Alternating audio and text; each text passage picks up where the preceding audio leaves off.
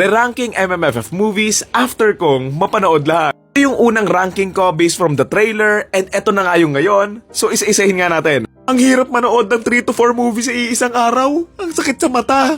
Kung mapapansin nyo, may mga ilang nagbago pero may mga ilang tumama yung hula ko from the trailer. Okay, pinakahuli and pinaka hindi ko nagustuhan ang top 8 ko, Reconnect na 3 or 4 out of 10.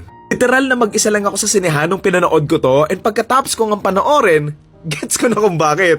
Ganda sana yung concept na parang Love Actually, na napag-connect na nga nila tong iba't ibang grupo nga ng mga tao, pero yung mismong story ng bawat isa, wala lang substance and for me, hindi rin nila maayos na kwento. Okay, top 7 ko na agad, Love You So Bad na 5 or 5.5 out of 10. Ito mapagtsatsagaan naman, pero what I didn't like here is sobrang dami nilang pinasok na conflict to the point na umaapaw and ang gulo na nga ng story. Parang literal na lahat ng conflict or issues na may iisip mo sa isang movie nandito na eh. Merong anak sa labas, check. May inabandona ng nanay, check. Controlling na magulang, check. May sakit yung nanay, check.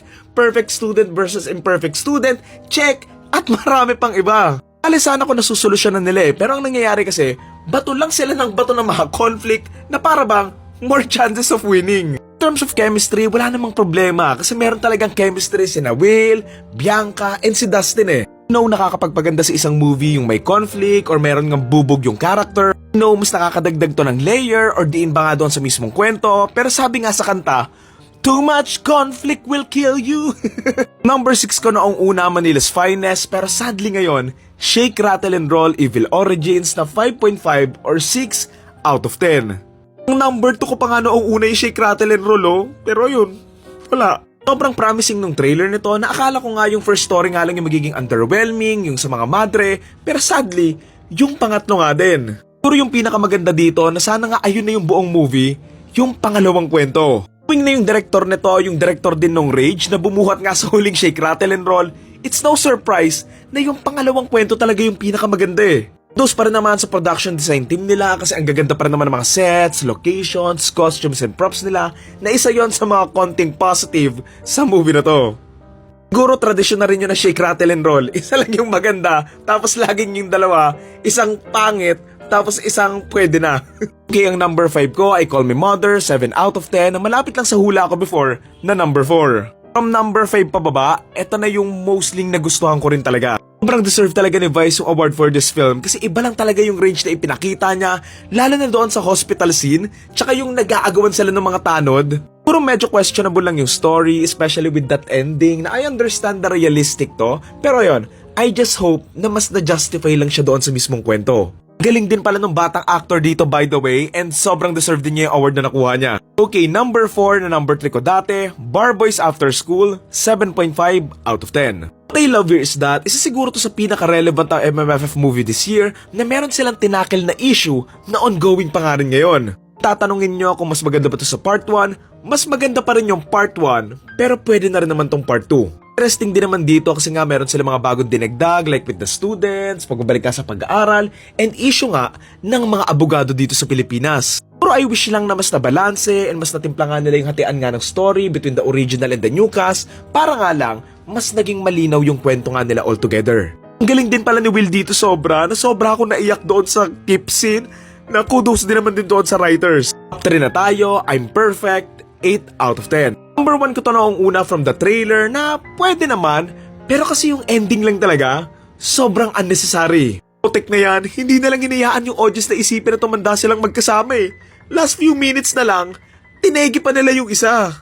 Gusto ko din palang purihin yung mga actors nga nila dito na buong movie habang nanonood ako, nakangiti lang talaga ako kasi nakukyutan ako sa performance nila eh. And honestly, may mga nakakakilig din naman talaga silang mga scenes. Sa akin, na-achieve naman nila yung gusto nga nilang ma-achieve sa movie na to, na yeah, it's a nice film. Ending lang talaga nito panira kasi halatang pinasok nga lang nila for shock factor or ending twist na it kinda destroys my memory of this movie.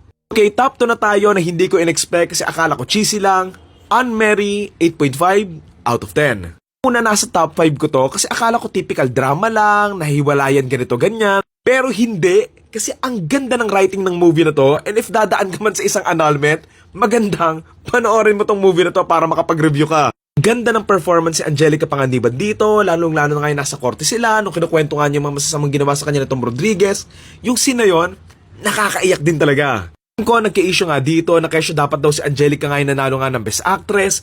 And honestly, deserving naman din siya. Pero kasi, deserving din naman si Crystal Go. Like regardless kung sino sa kanila yung manalo, okay lang sa akin eh. Sobrang nagustuhan ko lang yung writing nito na ang ayos ng pacing, malinis nga yung pagkakakwento, na hindi awkward yung pagpasok nga ng mga whitey vids ni Eugene Domingo. Yung nagustuhan ko pa dito, maayos nga nilang nabuo yung chemistry nga ng mga bida, and naipakita nga din nila yung kani-kanilang mga conflicts na maayos din nilang natakel and na-resolve sa buong movie nga. Itong Anne-Marie ay known pang top 2 ko siya, pero technically, tayo sila ng top 1 ko at ito nga yung Manila's Finest, 8.5 out of 10. Ito sa mga movie na naging biktima ng pangit na trailer and hindi ko in-expect na magugustuhan ko to.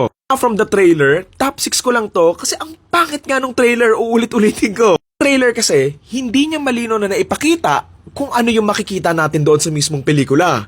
Don't mean the actual story pero ibang-iba lang talaga yung vibe na pinapakita nga nila from the trailer doon sa mismong movie na hindi nga dapat ganon. Maganda yung mismong kwento, maganda yung message, relevant nga yung topic na tinatakil nila, and sobrang unique nga ng story na to na ngayon ko palang ata to napanood sa isang pelikula eh. Merong mga movies like Dekada 60 pero wala yung mga movies na sa perspective nga ng mga pulis na sila yung mga karamihang gumawa nga ng kasamaan nung panahon na yon. Also love the casting here and syempre yung mga plots and mga issues na in-explore nga nila na talagang nangyari nung mga panahon na yon. Censorship nga sa media, may mga nawawala at sinasaktan ng mga nagrarally, may mga masasamang pulis nga din dito at yung mismong korap nga na sistema na hanggang ngayon kalaban pa rin ng mga Filipino. Ganda rin pala ng PD nila dito with the costumes, the sets, the location, the props, tapos yung mga dialogues pa nila, ang ganda ng pagkakasulat na para ka talaga nanonood ng pelikula na ginawa dati. Pero sana minarket nila tong movie na to na parang gumbursa. Kasi yung light family-friendly vibe nga ng trailer, it doesn't show yung ganda ng movie na to. So yun lang naman, ito yung final list ko. Sobrang napagod ako manood ng napakaraming mga movies. Nabuti na nga lang ngayon, 8 Last year, 10 pa. So sa mga nakapanood dyan, ano yung pinaka nagustuhan nyo at ano naman yung mga pinaka hindi nyo nagustuhan ngayong MMFF?